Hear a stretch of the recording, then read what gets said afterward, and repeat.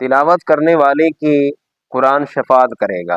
حدیث شریف میں آئے، حضرت جابر رضی اللہ عنہ بیان کرتے ہیں، نبی پاک صلی اللہ تعالیٰ علیہ وآلہ وسلم ارشاد فرمایا کہ قرآن کریم ایسی عظیم کتاب ہے، ایسی شفاعت کرنے والی کتاب ہے جس کی شفاعت یعنی قبول کی جائے گی، اور ایسا جھگڑا کرنے والا ہے، اس کا جھگڑا تسلیم کر لیا گیا ہے۔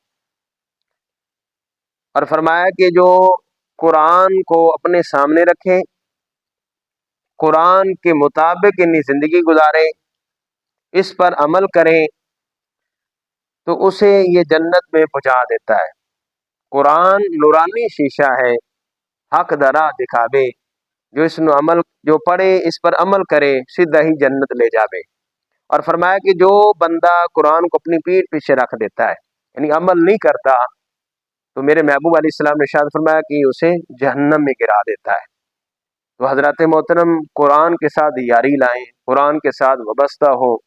آج مسجدوں میں قرآن پاک پڑھا جا رہا ہے، لیکن بہت کم افراد ہیں جو قرآن سن رہے ہیں۔ افسوس ہے، کہتے ہیں کہ کھلونا بہت مشکل ہے۔ میں نے کہا قرآن کے ساتھ یاری لگائیں، قرآن کے ساتھ پیار کریں تو کوئی مشکل نہیں۔ امیر المومنین خلیفۃ المسلمین حضرت عمر فاروق رضی اللہ تعالیٰ عنہ، آپ حضرت ابو موسیٰ عشری رضی اللہ عنہ کو فرماتے ہیں کہ یار قرآن پڑھ کر سنا۔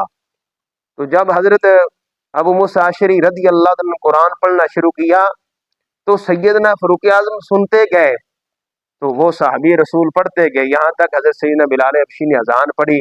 پوری رات حضرت سیدنا ابو موسیٰ عشری دن قرآن پڑھتے رہے اور سیدنا فاروق اعظم سنتے رہے۔ یہ تھا ذوق سننے کا، یہ تھا ذوق پڑھنے کا۔ تو جب مزاج بنائیں گے تو انشاءاللہ پھر قرآن سننے کا سرور ملے گا۔ تو قرآن وہ کتاب ہے جس سے دلوں کو سکون ملتا ہے، جو بے قرار دل ہے ان کو قرار ملتا ہے۔ تو حضرات محترم، سورت واقعہ فقر کو دور کرتی ہے۔ حضرت عبداللہ بن مسعود فرماتے ہیں کہ میں نے رسول اللہ صلی اللہ علیہ وسلم کو یہ فرماتے ہوئے سنا، جس شخص نے ہر رات سورت واقعہ پڑھی اس پر فقر نہیں آئے گا۔ میں کہ نہیں آئے گا، میرے محبوب نے فرمایا ہے۔ تو سورت ملک ہے جو پڑھنے والا ہے، یہ اسے عذاب قبر سے نجات دلاتی ہے، یہاں تک اللہ کی بارگاہ میں جھگڑا کرے گی، جو پڑھنے والا ہے اس کی شفاعت کرائے گی۔ تو میرے محبوب